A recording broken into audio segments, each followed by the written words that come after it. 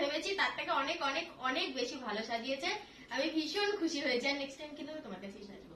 অবশ্যই, যখনই ডাকবো তখনই চলে আসতে হবে। অবশ্যই। আর আমার এই সাজটা যদি তোমাদের পছন্দ হয়ে থাকে তাহলে কিন্তু দিদির সাথে তোমরা কন্ট্যাক্ট করো।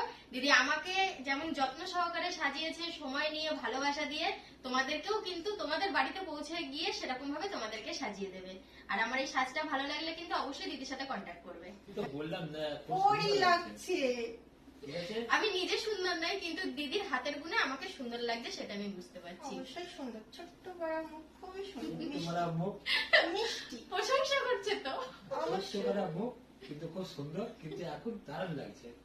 এটা আমি আগে ঘুরে আসছি, কারণ হচ্ছে সত্যি তাই। তুমি চিনতে পারছো তো? আগে জানলে চিনতে পারতাম না, যদি বাইরে থেকে থাকতাম চিনতে পারতাম না, ভেতরে দেখলাম তো। যাই হোক, তো সবাই ভালো থেকো, সুস্থ থেকো।